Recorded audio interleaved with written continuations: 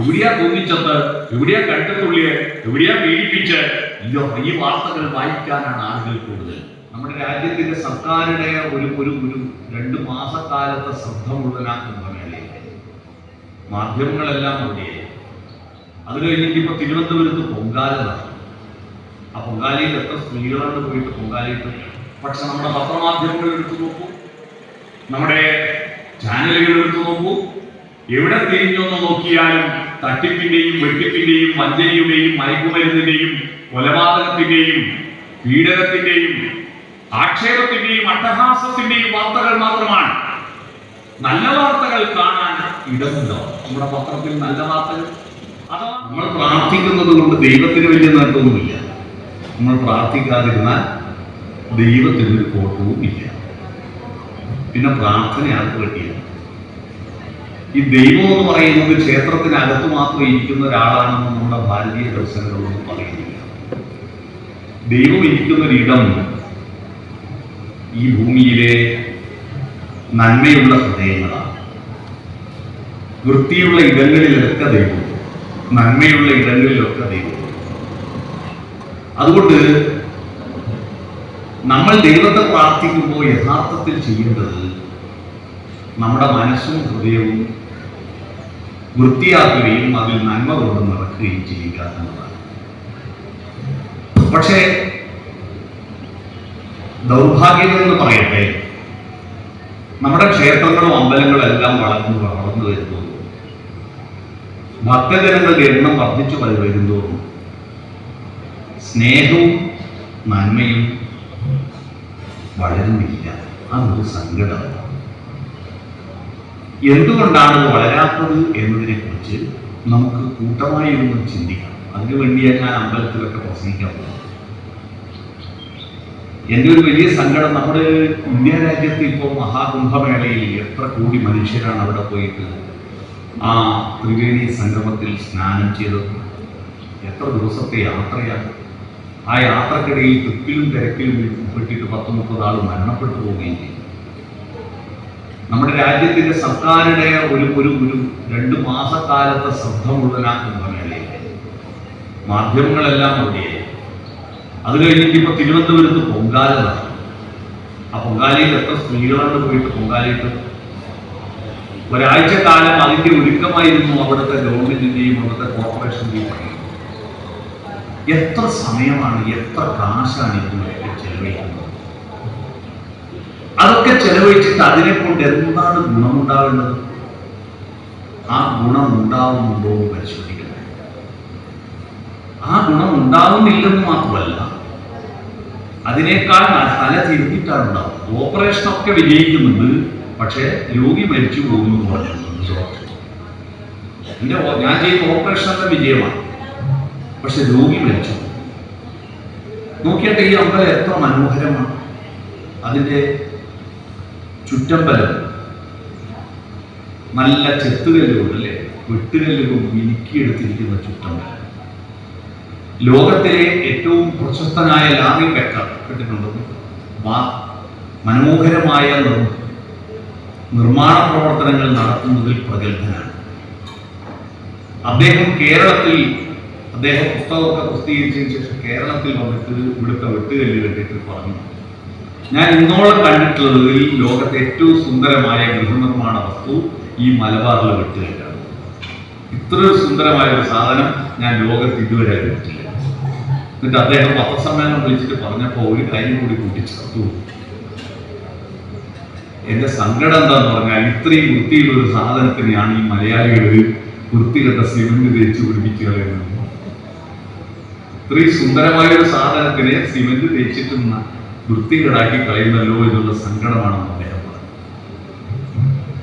നല്ല കൊടിമരം, അല്ലേ, നല്ല ശ്രീകോവിൽ, സുന്ദരമാണ്. എന്നാൽ പണ്ട് ഞാനൊക്കെ ചെറിയ പ്രായത്തിൽ എൻ്റെ നാട്ടിലെ അമ്പലം ഇടിഞ്ഞു പൊളിഞ്ഞൊരു അമ്പലം, കൊടിയക്കളം ശിവക്ഷേത്രത്തിൻ്റെ അടുത്താണ്. ആ അമ്പലത്തിൽ ഞാൻ ചെറിയ കുട്ടിയായിരിക്കുമ്പോൾ ഞാൻ അമ്പലത്തിൽ പോകുമ്പോൾ എനിക്കൊരു തെറ്റിദ്ധാരണയുണ്ട്. അവിടുത്തെ ഈശ്വരൻ എന്ന് പറഞ്ഞ അവിടുത്തെ പൂജാരിയാണ് എന്ന് വിചാരിച്ചു. ചെറിയ കുട്ടിയായിരിക്കുമ്പോൾ അങ്ങനെ പല തെറ്റിദ്ധാരണ. ഞാൻ ഈ കമ്പി അടിക്കുക, ടെലിഗ്രാമിന് കമ്പി അടിക്കുക. ഈ കമ്പി അടിക്കുന്നത് എന്താണെന്ന് എൻ്റെ മനസ്സിലുള്ള ധാരണ, ആ ഇലക്ട്രിക് പോസ്റ്റിന്റെ മേലെ കയറിയിട്ട് വടിയെടുത്ത് കമ്പി കടിക്കലാണ് കമ്പി അടിക്കുന്നത്. തിരി കത്തിക്കാൻ കഴിവില്ലാത്ത ഒരുപാട് ക്ഷേത്രങ്ങളും കാവുകളും ആരാധനാലയങ്ങളും നമ്മുടെ നാട്ടിലുണ്ടായിരുന്നു. മനുഷ്യന്റെ ഭാഷ പറഞ്ഞാൽ BPL ലിസ്റ്റിൽപ്പെട്ടു. മനസ്സിലായി? ദാരിദ്ര്യരേഖയ്ക്ക് താഴെയുള്ള അമ്പലങ്ങൾ ഉണ്ടായിരുന്നു. ഇന്ന് അങ്ങനെ ഒരു അമ്പലം ഉണ്ടോ? എല്ലാ അമ്പലങ്ങളും നല്ല ശ്രീകോവിൽ, നല്ല ചുറ്റമ്പലം, നല്ല നമസ്കാര മണ്ഡപം, നല്ല തിടപ്പള്ളി, നല്ല നടപ്പന്തൽ, നല്ല അഗ്രശാല, കുടിമരം എല്ലാം ഗംഭീരമാണ്. ഉത്സവങ്ങളാണ് നമുക്ക് അതിനേക്കാൾ ഗംഭീരമാണ്. പണ്ട് 2 or 3 പെട്രോമാക്സ് കത്തിച്ചാൽ അവർക്ക് ഉത്സവം നടത്താം. 2 or 3 പെട്രോമാക്സ്. പുതിയ കുട്ടികളായാലും പെട്രോമാക്സ് കണ്ടിട്ടുണ്ടാവില്ല. എനിക്ക് ഇപ്പോഴും അത്ഭുതവും കൗതുകവും തോന്നുന്ന സാധനമാണ്. നമ്മുടെ LED ബൾബിനേക്കാൾ വെളിച്ചമുണ്ടാക്കും. ആ മണ്ണെണ്ണ കാറ്റടിച്ചിട്ട് കൃത്യമായി കത്തിക്കുന്ന ആ പെട്രോമാക്സ്, മാനുവൽ കത്തുന്ന അതിന്റെ സാങ്കേതിക വിദ്യ ഇപ്പോഴും എനിക്ക് പിടിയിട്ടില്ല. അത് കത്തിക്കാൻ അറിയുന്ന ആള് നാട്ടിലെ പ്രമുഖനായിരിക്കും. അയാളെയാണ് കല്യാണത്തിനെല്ലാം ആദ്യം ക്ഷണിക്കുക. കാരണം ഇത് കത്തിച്ചില്ലെങ്കിൽ കല്യാണം നടത്തലും ഭക്ഷണം ഉണ്ടാക്കലും നടക്കില്ല. എന്നാൽ ഇപ്പോ 3 or 4 പെട്രോമാക്സിന് പകരം ഇപ്പോ നിങ്ങൾ നോക്കൂ, ഏതാണ്ട് 1 കോടി ബൾബെല്ലാം ചില ഉത്സവത്തിൽ കത്തിക്കുന്നത്. LED ബൾബ് വന്നപ്പോ അല്ലേ, എന്തൊരു വെളിച്ചമാണ്, എന്ത് നല്ല ഘോഷയാത്രയാണ്, എന്ത് നല്ല കലവറക്കലാണ്, എല്ലായിടത്തും ഗംഭീരമായ ഭക്ഷണം. പക്ഷെ ഇതൊക്കെ ബാഹ്യമല്ലേ? ഇതൊക്കെ പദാർത്ഥനിഷ്ഠമല്ലേ? ഈ പദാർത്ഥനിഷ്ഠമല്ലാത്ത ഒരു അമേയമായ അത്ഭുതകരമായ ഒരു ലോകമുണ്ട്. ആ ലോകത്തെ തിരിച്ചറിയുന്ന ഒരേ ഒരു ജന്തു മനുഷ്യനാണ്. അങ്ങനെയാണ് മനുഷ്യർ ദൈവത്തെ കണ്ടെത്താൻ പറ്റിയത്. മനുഷ്യർ ഈ ഭൂമിയിൽ ഉണ്ടാവുകയും ഭാഷകൾ കണ്ടുപിടിക്കുകയും ചിന്തകൾ ഉത്പാദിപ്പിക്കുകയും ചെയ്യുന്നതിന് മുമ്പ് ഈ ഭൂമിയിൽ എവിടെയെങ്കിലും ആരാധനാലയങ്ങൾ ഉണ്ടായിരുന്നോ? അമ്പലമോ പള്ളിയോ പ്രാർത്ഥനയോ ഉണ്ടായിരുന്നോ? മനുഷ്യന്റെ ആന്തരികമായ വെളിച്ചം വളർന്നപ്പോഴാണ് ആ വെളിച്ചം നൽകുന്നവരെന്ന നിലയിലാണ് ദൈവത്തെ നമ്മൾ അവതരിപ്പിച്ചത്. എന്താണ് ദൈവം എന്ന വാക്കിന്റെ അർത്ഥം? വെളിച്ചം തരുന്നവൻ. പുറത്തെ വെളിച്ചം തരുന്നവനെ കൃഷ്ണൻകുട്ടി എന്നാ പറയാ. അതാരാ? ഇലക്ട്രിസിറ്റി മന്ത്രിയാണ്. പുറത്ത് വെളിച്ചം തരുന്നത്. അകത്ത് വെളിച്ചം തരുന്നവൻ ആരാ? ദിവാകരൻ സൂര്യനാണ്. എന്തുകൊണ്ടാണ് സൂര്യന് ദിവാകരൻ എന്ന പേര്? ദിവം എന്ന് പറഞ്ഞാൽ പ്രകാശം, കരം എന്ന് പറഞ്ഞാൽ കൈ. ദിവാകരൻ എന്ന് പറഞ്ഞാൽ പ്രകാശം കരമാക്കിയിരിക്കുന്നവൻ ദിവാകരൻ. അപ്പൊ ദിവം പ്രകാശമാണ്. ദിവം തരുന്നവൻ, ആന്തരികമായ വെളിച്ചം തരുന്നവനാണ് ദൈവം. ആന്തരികമായ വെളിച്ചമാണ് നമ്മുടെ ദൈവവിശ്വാസവും ക്ഷേത്രങ്ങളും ഉത്സവങ്ങളും വളരുമ്പോ നമ്മുടെ ആന്തരികമായ വെളിച്ചം വളരണം. വെളിച്ചം വളർന്നില്ലെങ്കിലും അന്ധകാരം വളരാതിരിക്കണം. പക്ഷെ നമ്മുടെ പത്രമാധ്യമങ്ങൾ എടുത്തു നോക്കൂ, നമ്മുടെ ചാനലുകൾ എടുത്തു നോക്കൂ, എവിടെ തിരിഞ്ഞൊന്ന് നോക്കിയാലും തട്ടിപ്പിന്റെയും വെട്ടിപ്പിന്റെയും വഞ്ചനയുടെയും മയക്കുമരുന്നിന്റെയും കൊലപാതകത്തിന്റെയും പീഡനത്തിന്റെയും ആക്ഷേപത്തിന്റെയും അട്ടഹാസത്തിന്റെയും വാർത്തകൾ മാത്രമാണ്. നല്ല വാർത്തകൾ കാണാൻ ഇടമുണ്ടോ നമ്മുടെ പത്രത്തിൽ? നല്ല വാർത്തകൾ, അഥവാ നല്ല വാർത്ത ഉണ്ടെങ്കിൽ ആരെങ്കിലും വായിക്കുവോ? അത് വായിക്കില്ല. എവിടെയാ തോന്നിച്ചത്, എവിടെയാ കണ്ടെത്തുള്ളിയെ, എവിടെയാ പീഡിപ്പിച്ച്, ഈ വാർത്തകൾ വായിക്കാനാണ് ആളുകൾ കൂടുതൽ. രാത്രിയിൽ നമ്മളെല്ലാം ഉറങ്ങുന്നതിന് മുമ്പ് എല്ലാ ചാനലിലും വരുന്ന വാർത്ത ഏതാ? 10:30 മുതൽ വരുന്ന വാർത്ത ക്രൈം, കൊലപാതകത്തിന്റെയും വൃത്തികേടുകളുടെയും വാർത്തകളാണ്. ഇതും കണ്ടുകൊണ്ടാണ് നമ്മൾ ഉറങ്ങുന്നത്. നമ്മുടെ ഉറക്കമാണ് ഒരു ദിവസത്തെ നമ്മുടെ യാത്രയുടെ എല്ലാം അവസാനം. ഉറക്കമെന്ന് പറയുന്നത് സമാധാനപരമായി ശാന്തമായി ഉറങ്ങാനുള്ളതാണ്. എന്നാൽ ഈ ശാന്തമായി ഉറങ്ങുന്നതിന് തൊട്ടു മുമ്പ് മലയാളികളിൽ ഭൂരിപക്ഷവും കാണുന്നത് ഭീകരമായ വാർത്തയും കണ്ടിട്ടാണ്. അതുകൊണ്ട് ഉറക്ക് നമ്മുടെ സംസ്കാരത്തെ രൂപപ്പെടുത്തുന്നതിൽ ഒരു പ്രധാനപ്പെട്ട പങ്ക് വെക്കുന്ന ഉറക്കാണ്. നിങ്ങളുടെ പിറ്റേ ദിവസമുള്ള നിങ്ങളുടെ ദിവസത്തിന്റെ എല്ലാവിധത്തിലുള്ള മനസ്സാന്നിധ്യവും ഉണ്ടാക്കുന്നത് തലേ ദിവസത്തെ സമാധാനമായ ഉറക്കാണ്. നിങ്ങളൊരു ബക്കറ്റിൽ വെള്ളം എടുക്കുക, ആ വെള്ളത്തിൽ നിങ്ങളുടെ മുഖം കാണുമല്ലോ, നല്ല വൃത്തിയിൽ കാണും. അപ്പോ ബക്കറ്റിന് ഒരു അടി കൊടുക്കുക വെള്ളത്തിൽ. അപ്പോ ബക്കറ്റിന്റെ മേലെയുള്ള വെള്ളത്തിൽ അലകളുണ്ടാകും. ഈ അലകളുണ്ടായാൽ നമ്മുടെ മുഖം എന്താവും? ചുരുങ്ങി മടങ്ങിപ്പോവില്ലേ? അതുപോലെയാണ് നമ്മുടെ ഉറക്കം ക്ലിയർ അല്ലെങ്കിൽ. ഉറക്കം മോശമായാൽ പിറ്റേന്ന് നമുക്കുണ്ടാകുന്ന പ്രതികരണങ്ങളെല്ലാം അസ്വസ്ഥജനകമായിരിക്കും. ഇപ്പൊ നന്നായി ഉറങ്ങുന്ന കുട്ടികളില്ല, നന്നായി ഉറങ്ങുന്നില്ല. അവർ ഉറക്കത്ത് കാണുന്ന അവരുടെ മനഃശാസ്ത്രപരമായ ആ ഉറക്കത്തെ സംബോധന ചെയ്യുന്നത് ആ ഉറക്കത്തിൽ ശാന്തമായി കൊണ്ടുവരുന്നതിന് പകരം അസ്വസ്ഥതകളുടെ ദുസ്വപ്നങ്ങളുടെ ഉറക്കാണ് ഇപ്പോൾ എല്ലാവരും ചെയ്യുന്നത്. എന്ന് പറഞ്ഞാൽ നല്ല വാർത്ത കേൾക്കാൻ ആളില്ല. നിങ്ങൾ 10 വിരലിൽ 9 വിരലിന് മോതിരമിടുക, എന്നിട്ട് ഒരു വിരലിന് ബാൻഡേജ് ഇട്ടിട്ട് ഒരു കല്യാണം വിട്ട് പോയി നോക്കുക. മോതിരമിട്ട വിരലുകളെ ആരും മൈൻഡ് ചെയ്യാറില്ല. എല്ലാവരും ആ ബാൻഡേജ് ഒട്ടിച്ച വിരലിനെ നോക്കിയിട്ട് എന്താ പറ്റിയെന്ന് ചോദിക്കും. കാരണം നല്ലതൊന്നും കാണണ്ട, നമുക്ക് തകരാറുകളെ നമുക്ക് നോക്കാനുള്ളൂ. ഇത്തരത്തിൽ ദോഷൈക ദൃക്കുകളുടെ ഒരു ലോകം വളർന്നു വരികയാണ്.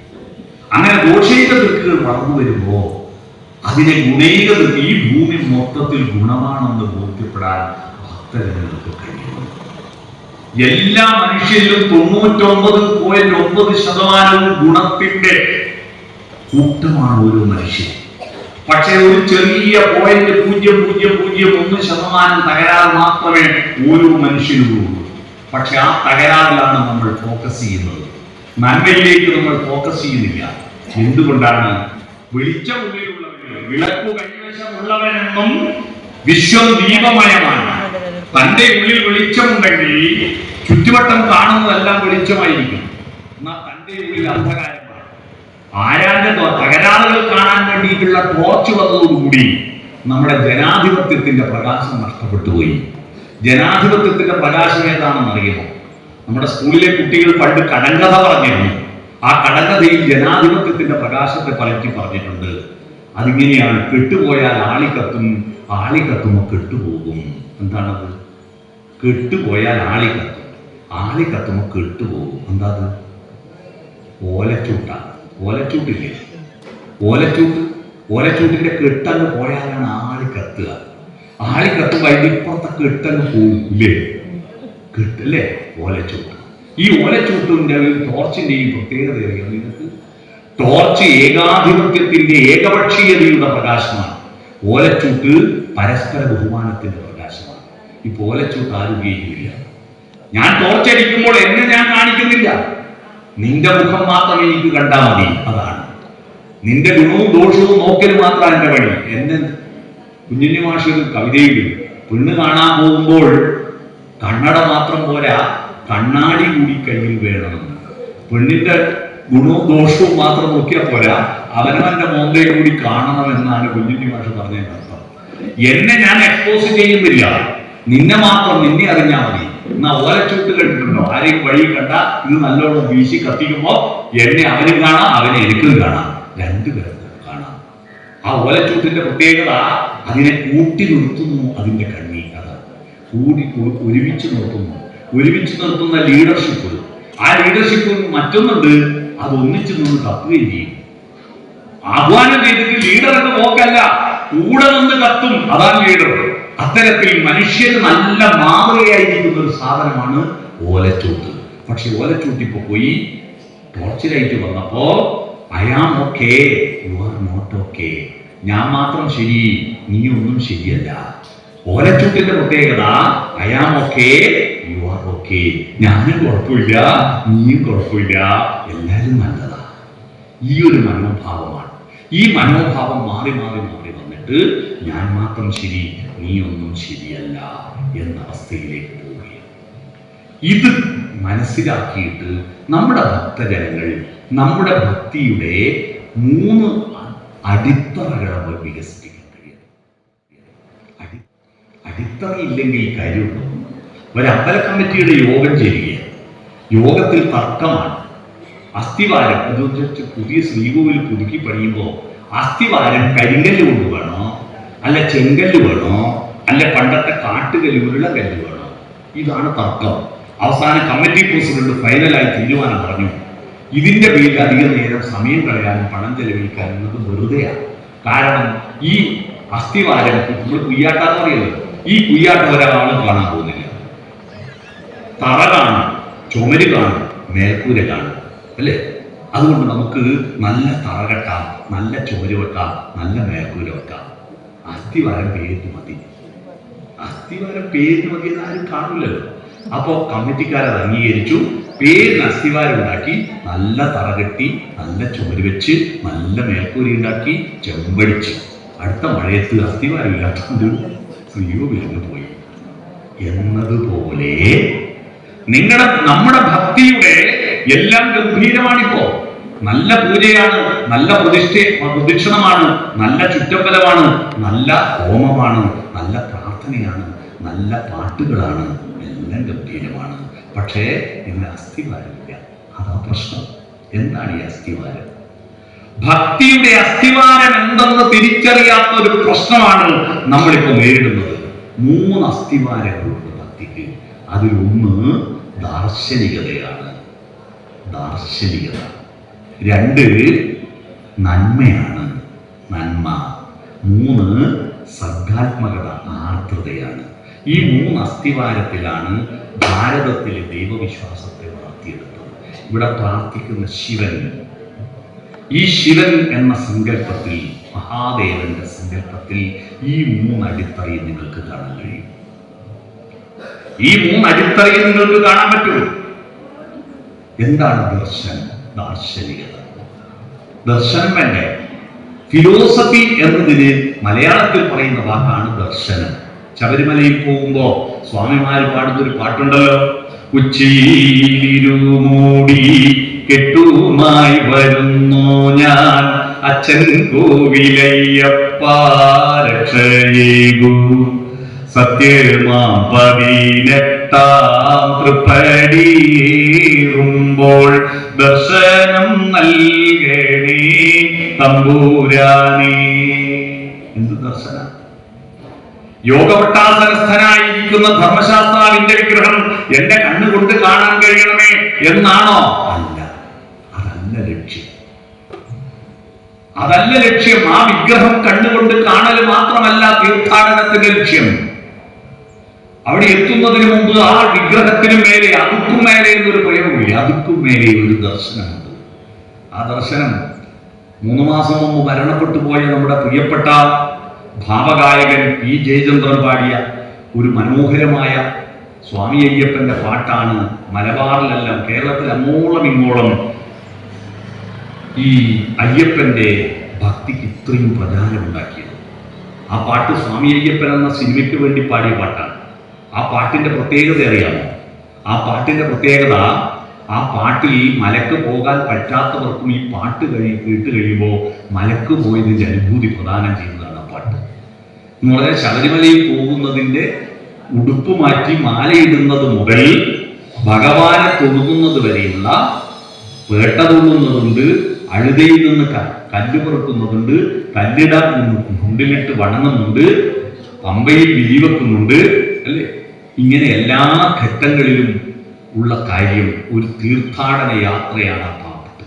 സ്വാമി ശരണം ശരണമെന്നയ്യപ്പ, സ്വാമി അല്ലാതൊരു ശരണമില്ലയ്യപ്പ, ഹരിഹര സുതനെ ശരണം പൊന്നയ്യപ്പ, അവിടുന്നല്ലാതൊരു ശരണമില്ലയ്യപ്പ.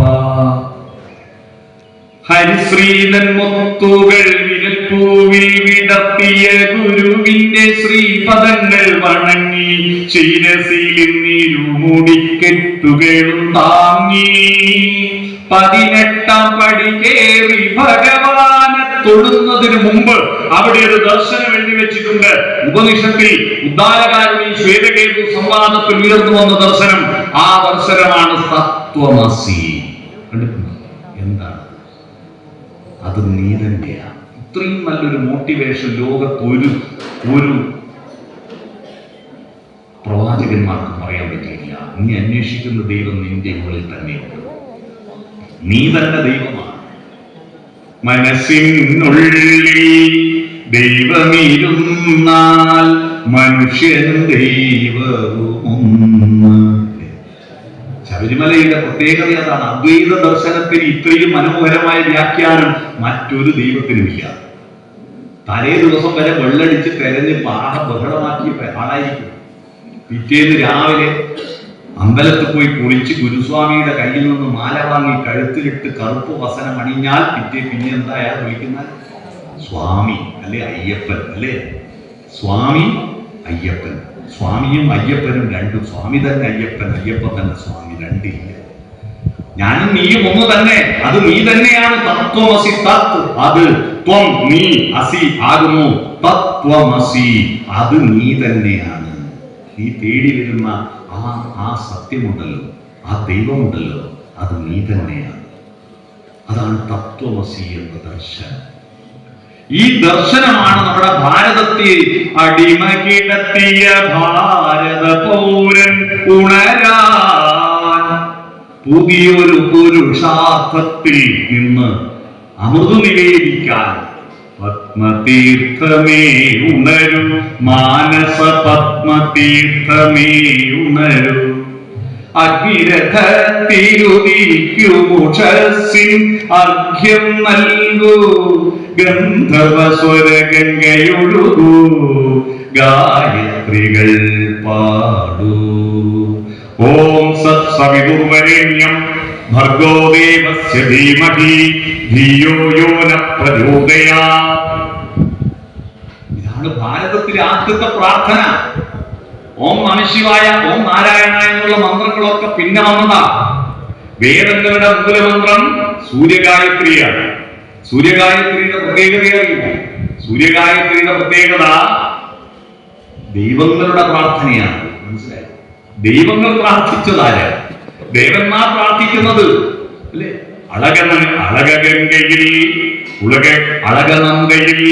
ഉളകഗംഗയിൽ മുഴുകി നിന്നൊരാര്യവംശജാതരന്നു നിന്നെ വന്നു വാറ്റിപോൽ നീ ചിരം കനിഞ്ഞുപോൽ. അയ്യപ്പ പണിക്കരുടെ പ്രശസ്തമായ ഒരു കവിതയുണ്ട്, പ്രിയതമേ പ്രഭാതമേ. ആ കവിതയിലെ വരിയാണിത്. പ്രിയതമേ പ്രഭാതമേ, വിരിഞ്ഞു നിന്നെ നോക്കിടുന്ന പൂവുകൾക്കു താരശോഭ ചൊരിയുവാനൊരുങ്ങി വരും വൈഭവ പ്രഭാവമേ. നീ വരാതിരിക്കുകിൽ വിടരുകില്ല പൂവുകൾ, വിടരുകില്ല മുട്ടുകൾ. പ്രളയമില്ല പ്രളയമില്ല, പ്രാണനില്ല പ്രാണിയില്ല, നീ വരാതിരിക്കുകിൽ. ആ പ്രഭാതം വന്നില്ലേ നമ്മളുണ്ടോ? ഉഷസേ നീ എന്നെ വിളിക്കുകില്ലെങ്കിൽ ഒരിക്കലും ഞാൻ ഉണരുകില്ല. പ്രഭാതം. ആ സൂര്യനെയാണ് സാക്ഷാൽ ശ്രീരാമൻ പ്രാർത്ഥിച്ചത്. ശ്രീരാമൻ പ്രാർത്ഥിച്ചത് 3 ദൈവങ്ങളെയാണ്. കേട്ടിട്ടുണ്ടോ? ശ്രീരാമൻ രാമായണത്തിൽ നിങ്ങൾ രാമൻ ഏതൊക്കെ അമ്പലത്തിൽ പോയി പ്രാർത്ഥിക്കുന്നത് കണ്ടിട്ടുണ്ടോ? ഇല്ല. രാമൻ ഒരു അമ്പലത്തിലും പ്രാർത്ഥിക്കാൻ പോയിട്ടില്ല. രാമൻ പ്രാർത്ഥിച്ചത് 3 ദൈവങ്ങളെയാണ്. ഒന്ന് ഗംഗയെ. ശൃംഗിവേര രാജ്യത്തേക്ക്, കാനന രാജ്യത്തേക്ക് കടക്കുമ്പോ, വനയാത്രയ്ക്ക് പോകുമ്പോ ഗംഗയെ പ്രാർത്ഥിച്ചിട്ട് മാത്രമേ ഗംഗയെ കടക്കുന്നുള്ളൂ. കാരണം തീർത്ഥങ്ങളിലാണ് നമ്മുടെ ദേവതാ സങ്കല്പങ്ങൾ. നിങ്ങൾ നോക്കൂ, നിങ്ങൾ ശബരിമലയ്ക്ക് പോകുമ്പോ, കൊട്ടിയൂർ പോകുമ്പോ, മൂകാംബിക പോകുമ്പോ, ഗുരുവായൂർ പോകുമ്പോ, പത്മനാഭസ്വാമി ക്ഷേത്രത്തിൽ പോകുമ്പോ, തിരുപ്പതി പോകുമ്പോ എങ്ങോട്ടാ പോകുന്നതെന്ന് ചോദിച്ചാൽ ഒരു ക്ഷേത്രാടൻ ഉണ്ടായിരുന്നു. അറിയാത്തതാരും ആരും പറയാറില്ല. ക്ഷേത്രാടൻ എന്താ പറയാ? തീർത്ഥാടനം എന്നാണ് പറയല്ലേ? ഇപ്പൊ തീർത്ഥങ്ങൾ, പേരാറ്റിൻ കടലിലേക്കൊരു തീർത്ഥയാത്ര അല്ലേ? തീർത്ഥയാത്രയാണ്. ഗംഗയാറു പിറക്കുന്നു ഹിമവന്മലയിൽ, പമ്പയാറു പിറക്കുന്നു ശബരിമലയിൽ. തീർത്ഥങ്ങളുടെ തീരത്താണ് സംസ്കാരം ഉടലെടുത്തത്. നിങ്ങളുടെ നാടിന്റെ സംസ്കാരം മനസ്സിലാവണമെങ്കിൽ നിങ്ങളുടെ തോട്ടിലെ വെള്ളം നോക്കിയാൽ മതി. നിങ്ങളുടെ പുഴയിലെ വെള്ളം നോക്കിയാൽ നിങ്ങളുടെ നാടിന്റെ സംസ്കാരം മനസ്സിലാവും. അതിലൂടെ എത്ര കുപ്പി, പ്ലാസ്റ്റിക് കുപ്പിയും പ്ലാസ്റ്റിക് സഞ്ചിയും ഒഴുകി വരുന്നോ, ആ പുഴ എത്ര കറുത്ത് കിടക്കുന്നോ, അവിടെ സംസ്കാരം ഉണ്ടാവില്ല. ലോകത്തെ ഏറ്റവും വലിയ പുഴ ഏതാണെന്ന് അറിയുമോ?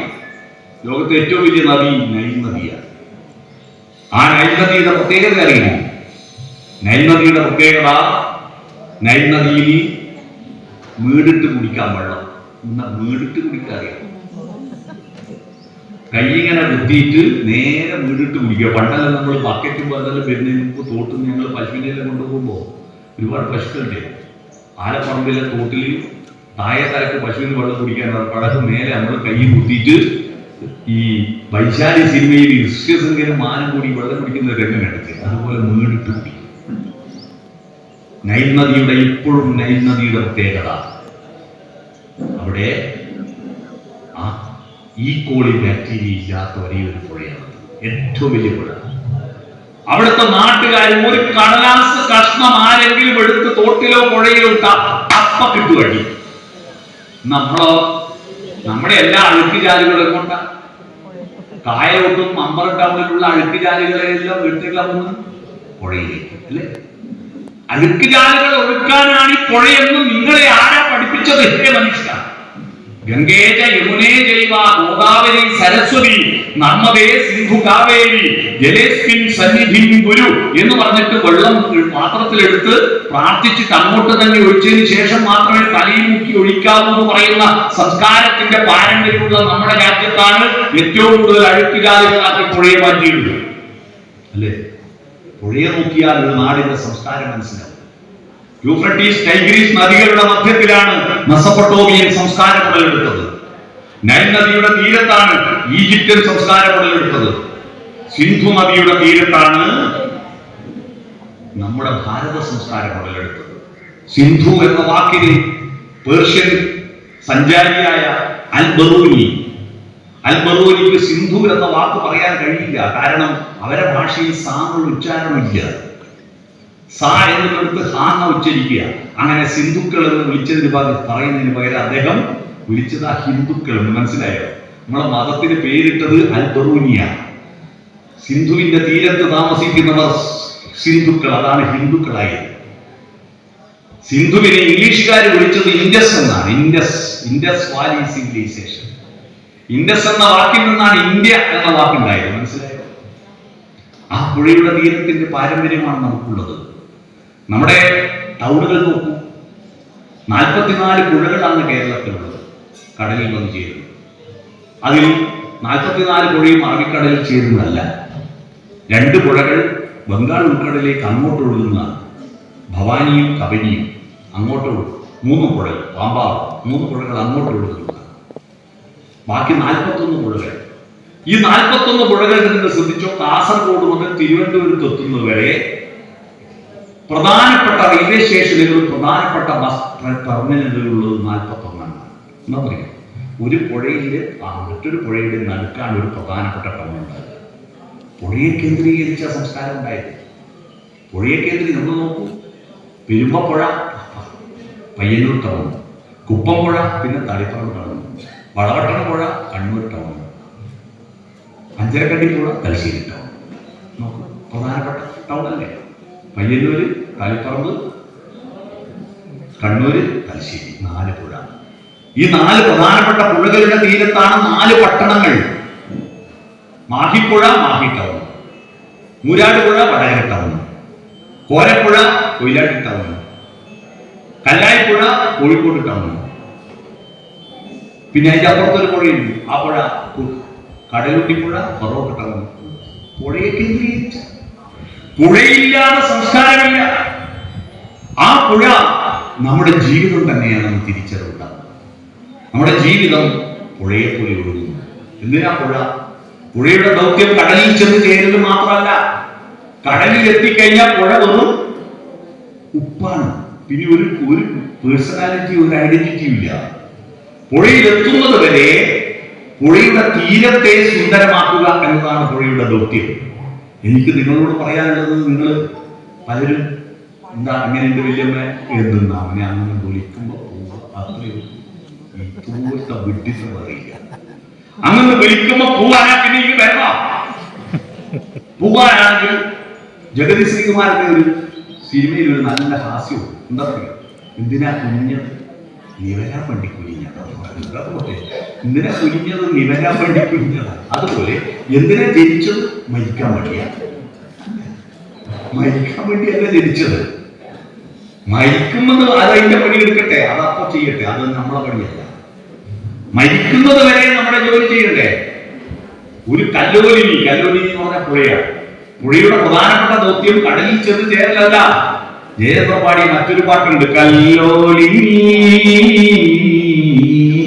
വനകല്ലോലിനീ നിന്തീരത്തു വിടരും ദുഃഖ പുഷ്പങ്ങളെ താരാട്ടു പാടിയുറക്കൂ ഉറക്കൂ. നമ്മളൊരു പുഴയാണ്. ആ പുഴയുടെ ദൗത്യം, പുഴയുടെ പ്രത്യേകത ഒഴുക്ക് വെള്ളത്തിൽ അഴുക്കില്ല എന്നതാണ്. കുളം കെട്ടിക്കിടക്കുന്ന അല്ലേ? മാനേജ്മെന്റ് സ്കൂളിലെ മാഷന്മാരെ പോലെയാണ് കുളം, ഗവൺമെന്റ് സ്കൂളിലെ മാഷന്മാരെ പോലെയാണ് പുഴ. അത് വരും പോവും വരും പോവും. ഗവൺമെന്റ് സ്കൂൾ, മാനേജ്മെന്റ് സ്കൂൾ അവിടെ ചേർന്നാ പിന്നെ 56 പിരിയുന്നവരെ അവിടെ തന്നെ കെട്ടിക്കിടക്കും അല്ലേ? കുളവും പുഴയും. അതാണ് ഇത് നിരന്തരം ചലിച്ചുകൊണ്ടിരിക്കണം, വരണം പോകണം. ഒരു പുഴയിൽ ഒരാൾക്ക് ഒരു നേരമേ ഒരു തവണയെ മുങ്ങാൻ പറ്റുന്ന ഒരു ചൊല്ലുണ്ട്, കേട്ടിട്ടുണ്ടോ? ഒരു പുഴയിൽ ഒരാൾക്ക് ഒറ്റ തവണയെ മുങ്ങാൻ പറ്റും. മുങ്ങി നിവർന്നിട്ട് രണ്ടാമത് മുങ്ങുന്നത് വേറെ പുഴയിലാണ്. ആ പുഴ പോയല്ലോ. അതാണ് നിരന്തരം ചലിച്ചുകൊണ്ടിരിക്കുന്ന പുഴ. ഈ പുഴ എന്ന് പറയുന്നത് നമ്മുടെ ജീവിതത്തിന്റെ തത്വശാസ്ത്രത്തിന്റെ അടിത്തറയാണ്. ആ പുഴയുടെ തീരങ്ങളിലാണ്, ആ കാട്ടിനകത്ത്, ഗുഹയ്ക്കകത്ത്, പുഴയുടെ തീരങ്ങളിലാണ് ഭാരത സംസ്കാരം നിലനിൽക്കുന്നത്. ആരണ്യാന്തര ഗഹ്വരോദര തപസ്ഥാനങ്ങളിൽ സൈന്ധവോദാര ശ്യാമ മനോഭിരാമ കുളിനോപാന്ത പ്രദേശങ്ങളിൽ ആരംഭം മുഖം ഇപ്രപഞ്ച പരിണാമോഭിന്ന സർഗക്രിയാസാരം തേടി അലഞ്ഞു പണ്ട് അവരിലെ ചൈതന്യമൻ ദർശനം. നമ്മുടെ ദർശനം എവിടെയാണ്? ആരണ്യം, കാട്ടിന ബൃഹദാരണ്യകോപനിഷത്ത് കേട്ടിട്ടുണ്ടോ? നൈമിഷാരണ്യകം, ആരണ്യകങ്ങളിലാണ്. കാട്ടിനകത്ത അമ്പരചുംബികളായ കെട്ടിടങ്ങളിലല്ല. ലൈറ്റ് ഇട്ടിട്ട് ലാപ്ടോപ്പും ടാബിലും നോക്കി പഠിച്ചിട്ടൊന്നും അല്ല രാമായണം മഹാഭാരതവും ഉപനിഷത്തും വേദവും വേദാന്തവും എഴുതിയത്. കാട്ടിനകത്ത് ഓടലെണ്ണ കത്തിയുടെ വെളിച്ചത്തിൽ കത്തുന്ന ചിരാതിന്റെ വെളിച്ചത്തിലാണ് എഴുതിയത്. ഗഹ്വരോദരങ്ങളിൽ, ഗുഹയ്ക്കകത്ത്, സിന്ധു നദിയുടെ തണുത്ത മണൽത്തിട്ടകളിൽ ഇരുന്നിട്ട് അകത്തേക്ക് നോക്കിയപ്പോഴാണ് വന്നത്. അകത്ത വെളിച്ചമാണ് ഏറ്റവും പ്രധാനപ്പെട്ട വെളിച്ചം, പുറത്തെ വെളിച്ചമല്ല. അകത്ത വെളിച്ചമാണ്. ഇപ്പൊ പുറത്ത് നല്ല എന്താ ബൾബ് അല്ലേ, എത്രയാ ബൾബ്. പക്ഷെ ഈ ബൾബ് തോമസ് ആൽവ എഡിസൺ എന്ന് പറയുന്ന ഒരു മനുഷ്യന്റെ അകത്ത വെളിച്ചത്തിൽ നിന്നുണ്ടായതാണ്. ആ തോമസ് ആൽവ എഡിസൺ എന്ന് പറയുന്ന മനുഷ്യന്റെ അകത്ത വെളിച്ചം ഉണ്ടാക്കി കൊടുത്തത് ഒരു ദൈവമാണ്. ആ ദൈവത്തിന്റെ പേര് അമ്മ എന്നാണ്. തോമസ് ആൽവ എഡിസൺ സ്കൂളിൽ കുരുത്തക്കേട് കളിക്കുന്ന കുട്ടികളെ കണ്ടാൽ നിങ്ങൾ ശപിക്കരുത്. അവർക്ക് പേഴ്സണാലിറ്റി വർദ്ധിച്ചവരായിരിക്കും. അവരുടെ ശരീരത്തിന്റെ, അവരുടെ മനസ്സിന്റെ വളർച്ച ശരീരത്തിന് പിടിച്ചു നിർത്താൻ പറ്റാതിരിക്കുമ്പോഴാണ് അത് കുരുത്തക്കേടായി മാറുന്നത്. നല്ലോണം കുരുത്തക്കെട്ട കുട്ടികളായിരിക്കും നല്ല കുട്ടികളാവുക കേട്ടോ. ആടേത്തപ്പ ഒരു ചെക്കൻ ഒരു കുണത്തിനുമില്ല, ഒരു ദോഷത്തിനുമില്ല. പിന്നെന്തിനാ ഒരു ചെക്കൻ? ഒരു കുണത്തിനുമില്ല, ഒരു ദോഷത്തിനുമില്ല. മുട്ടിയിട്ട വേഗ പോലത്തെ കുട്ടികളാണ്. വേട്ടക്കുന്ന കുട്ടികളാണ്, വേട്ടക്കുന്ന കുട്ടികളാണ്. സ്കൂളിൽ വിട്ട് വരുമ്പോ അമ്മമാരിങ്ങനെ കുട്ടികളിങ്ങനെ നോക്കും. എങ്ങനെ രാവിലെ സ്കൂളിലേക്ക് അയക്കുമ്പോ നല്ല ഷർട്ടെല്ലാം നല്ല ഇസ്തിരി വെച്ച് ഇൻസൈഡ് ആക്കി ബെൽറ്റെല്ലാം കെട്ടി മുടിയെല്ലാം വെളിച്ചെണ്ണ തേച്ചിട്ട് നല്ല പൈനക്കിയാക്കിയ കമ്പ്യൂട്ടറെ പോലെ ആക്കിയിട്ട് മുടി വെച്ചിട്ടുണ്ട്. അങ്ങനെ ആക്കിയിട്ട് അയക്കുക. സ്കൂളിൽ വിട്ട് വരുമ്പോ അതേ കോലത്തിൽ വന്നിട്ടുണ്ടെങ്കിൽ നല്ല മോയല്ല. എന്നാൽ ഉടുക്കെല്ലാം പൊട്ടി മുടിയെല്ലാം പാറി ട്രൗസറിൽ കീറി വരുന്ന കുട്ടീനെ കാണണം തുടങ്ങും. ഓ എന്റെ മോൻ വരുന്ന കോലം നോക്കി. അതാണ് കുട്ടി. ആ കുട്ടിയെ നല്ല കുട്ടി. ഒരു 50 പൈസന്റെ കുടുക്ക് പൊട്ടിയത് നിങ്ങൾ 500 രൂപന്റെ ചീത്ത പറയുന്നില്ലേ? ഒരു മാറ്റമില്ലാണ്ട് സ്കൂളിൽ വിട്ട് വന്നിട്ടുണ്ടെങ്കിൽ അവൻ അന്ന് സ്കൂളിൽ പോയ നഷ്ടമാണ്. അവന്റെ സമയവും എനർജിയും നഷ്ടമാണ്. അറിയണം, എനർജറ്റിക് ആണ് കുട്ടികൾ, നല്ല കുട്ടികൾ. ഭാരതം ലോകത്തിന്റെ മുന്നിൽ അറിയപ്പെട്ട ഏറ്റവും നല്ല കുട്ടിയാരാ? പെണ്ണുങ്ങൾ കുളിക്കുമ്പോൾ വസ്ത്രം എടുത്തിട്ട് കൊമ്പൽ വെച്ചവനല്ലേ? അല്ലേ? പശുക്കുട്ടീന്റെ പാല് കുട്ടി കെട്ടിയവനല്ലേ? അല്ലേ? സകല വീട്ടിൽ കയറ്റി മോഷ്ടിച്ചവനല്ലേ? അവനല്ലേ ഭഗവത്ഗീത ഉപദേശിച്ചത്? ഭഗവത്ഗീത ഉപദേശിച്ച കൃഷ്ണൻ ചെറിയ കുട്ടിയായിരിക്കുമ്പോ മഹാ കുരുത്തം കെട്ടവനായിരുന്നില്ലേ? അതില്ലേ ദൈവത്തെ നിഷേധിച്ചോലല്ലേ? അറിയോ? കൃഷ്ണൻ ദൈവത്തെ നിഷേധിച്ച് അറിയുന്നത്. ഗോപന്മാര് ദേവേന്ദ്രന് പൂജ കൊടുക്കാൻ കൊണ്ടിപ്പോയി. മഴ പെയ്യണ്ടേ? പൂജ കൊടുക്കാൻ വേണ്ടി പോയപ്പോ ഇവ പറഞ്ഞ് എന്ത് പൊട്ടത്തന്നെ ചെയ്യുന്നു. അങ്ങനെ ഹോമവും വേണ്ട, പൂജയും വേണ്ട. നിങ്ങൾ പൂജിക്കുന്നുണ്ടോ? പർവ്വതത്തെ പൂജിക്കും. പർവ്വതത്തെ പൂജിക്ക്. ദേവേന്ദ്രനല്ല. ദേവേന്ദ്രന മഴ പെയ്യുന്നു എന്നുള്ള സങ്കല്പത്തെ ആട്ടിച്ച് പൊളിച്ചു കളഞ്ഞു. അങ്ങനെയല്ല, ദേവേന്ദ്രന്റെ സേനകളാണ് ഘനാഘനം മേഘങ്ങൾ. ഇന്ദ്രധനുസ്സിൽ വരുന്ന ഘനാഘനമേ സേനകളെ വന്നാലും വീതിയിലേ ദേവദുന്ദുഭീതൻ വർഷമംഗളഘോഷം ദുന്ദുവിനാദം നാദം നാദം എന്ന പാട്ട് കേട്ടിട്ടില്ലേ? ദേവേന്ദ്രൻ അല്ല. ദേവേന്ദ്രൻ അല്ല മഴ പെയ്യുന്നത്. കേരളത്തിൽ മഴ പെയ്യുന്നത് പശ്ചിമഘട്ടമുള്ളത് കൊണ്ടാണ് എന്ന് പറഞ്ഞ മാധവ് ഗാഡ്ഗിൽ പറഞ്ഞു എന്നല്ലേ കൃഷ്ണൻ പറഞ്ഞത്? ഗോവർദ്ധന ഉള്ളത് കൊണ്ട് അമ്പാടിയിൽ മഴ പെയ്യുന്നത്. അതുകൊണ്ട് ഗോവർദ്ധനത്തെ പൂജിക്കണം. നമ്മുടെ കുട്ടികൾ എനർജറ്റിക് ആയിരിക്കണം. അപ്പൊ ഞാൻ പറഞ്ഞു വന്നത്, ആ കുട്ടികൾ ഒരു പുഴയെ പോലെ കുത്തി ഒഴുകണം. ഓടിക്കതച്ചു പോട്ടെ, ഒഴുക്ക് ചലനം ഉണ്ടാവണം, ചലനാത്മകത ഉണ്ടാവണം. അടങ്ങിയിരിക്കാനല്ല മനുഷ്യൻ ജനിച്ചത്. എന്തെങ്കിലും ചലിച്ചുകൊണ്ടിരിക്കുക. ചലനമാണ് പ്രധാനം. ലോകത്തിന്റെ ഏറ്റവും പ്രധാനപ്പെട്ട അടിത്തറ ചലനം, ചലനം, ചലനം. മാനവ ജീവിത പരിണാമത്തിൽ മയൂര സന്ദേശം. ചലനം, ചലനം, ചലനം. മനസ്സിലായി? ചലനം ഉണ്ടാവണം, അടങ്ങിയിരിക്കാനല്ല. മനസ്സ് ചലിക്കുകയും ശരീരം ചലിക്കുകയും. അപ്പോ ഈ ശരീരത്തിന് മനസ്സിന്റെ വളർച്ചയ്ക്ക് ശരീരം വളരാതിരിക്കുമ്പോഴാണ് കുരുത്തക്കേടുണ്ടാവുന്നത്. നമ്മുടെ കുട്ടികൾ എനർജറ്റിക്കായി ചിന്തിക്കട്ടെ, മുന്നോട്ട് പോകട്ടെ, അന്വേഷിക്കട്ടെ. അപ്പോ അവന്റെ ഉള്ളിൽ ഉണ്ടാക്കിയെടുക്കേണ്ടത് നിങ്ങൾ ശരീരത്തെ പോറ്റി വളർത്തലല്ല, ദാർശനികത ഉണ്ടാകണം, ചിന്തകൾ ഉത്പാദിപ്പിക്കാൻ കഴിയണം. അത് പുഴയെ കാണിച്ചുകൊണ്ട്, മഴയെ കാണിച്ചുകൊണ്ട്, പ്രകൃതിയെ കാണിച്ചുകൊണ്ട് ഉണ്ടാക്കിയെടുക്കണം. അപ്പോ ഈ പുഴയുടെ തീരത്താണ് എല്ലാ സംസ്കാരങ്ങളും ഉടലെടുത്തത്. അതുകൊണ്ട് സിന്ധു നദിയുടെ തീരത്ത് അന്തർമുഖരായിട്ട്, ഉള്ളിലേക്ക് നോക്കിയിട്ട്, പുറത്ത് നോക്കിയിട്ടല്ല, ഉള്ളിലേക്ക് നോക്കിയിട്ട്. ഞാൻ നേരത്തെ അമ്മയെ പറ്റി പറഞ്ഞില്ലേ? അമ്മയാണ് ദൈവമെന്നത്. നമുക്ക് ഈ ബൾബ് തന്ന ആ മനുഷ്യന്റെ ദൈവം അമ്മയായിരുന്നു. മഹാഗുരുത്തപ്പെട്ടവനായിരുന്നു ആര്? Thomas Alva Edison. അവസാനം മാഷന്മാർ നിർത്തികേടുകൊണ്ട് അവനെ സ്കൂളിൽ നിന്ന് പുറത്താക്കിയിട്ട് ഒരു കത്ത് നീ പൊട്ടിച്ച് വായിക്കരുതെന്ന് പറഞ്ഞിട്ട് ഒരു കത്ത് അമ്മയ്ക്ക് കൊടുത്തയച്ചു. ഇവൻ ഇങ്ങോട്ട് അയക്കല്ല, മറ്റുള്ള കുട്ടികളെ പഠിക്കാൻ പറ്റില്ല, ഇവനെ കൊണ്ട് നിരന്തര ശൈലിയാണെന്ന് പറഞ്ഞിട്ട് കത്ത് കൊടുത്തയച്ചു. അമ്മ കത്ത് പൊട്ടിച്ച് വായിച്ചു. മോൻ ചോദിച്ചു, അമ്മ എന്താ എഴുതിയിരിക്കുന്നത് എന്നെ കൊണ്ട്? അപ്പോ അമ്മ പറഞ്ഞു, മോനെ നീ ഭയങ്കര ബുദ്ധിമാനാണ്, നിനക്ക് ആവശ്യമുള്ളതെല്ലാം പഠിച്ചു കഴിഞ്ഞു, ഇനി എവിടെ അയക്കണ്ട, നിങ്ങൾ വേറെ എവിടെയെങ്കിലും ഉന്നത പഠനത്തിനാണ് ചേർത്തോ, ഇവിടെ ഇനി പഠിക്കേണ്ടതൊന്നുമില്ല എന്നാണ് കത്തിലെഴുതിയെന്നാണ് ആര് പറഞ്ഞു കൊടുത്തത്? അമ്മ പറഞ്ഞിട്ട്. അതാണ് ദൈവം, അതാണ് ദൈവം. തന്റെ ഭർത്താവിനെയും ഭർത്താവിന്റെ അനുജനെയും തന്റെ സ്വന്തം മോനെയും അടിച്ചു കൊന്ന ആ മോൻ ഇയാൾ അമ്മേനെയും കൊല്ലാൻ ശ്രമിച്ചിരുന്നു. അമ്മ മരിച്ചു എന്ന് വിചാരിച്ചിട്ടാ മറ്റുള്ളവരെ കൊല്ലുന്നത്. ആ അമ്മ ആശുപത്രിയിൽ പോയി കിടക്കയിൽ കിടക്കുമ്പോ പോലീസുകാർ ചോദിച്ചു, എങ്ങനെയാ പരിക്ക് പറ്റിയത്? മോൻ അടിച്ചിട്ടില്ലാന്ന് പറഞ്ഞില്ല.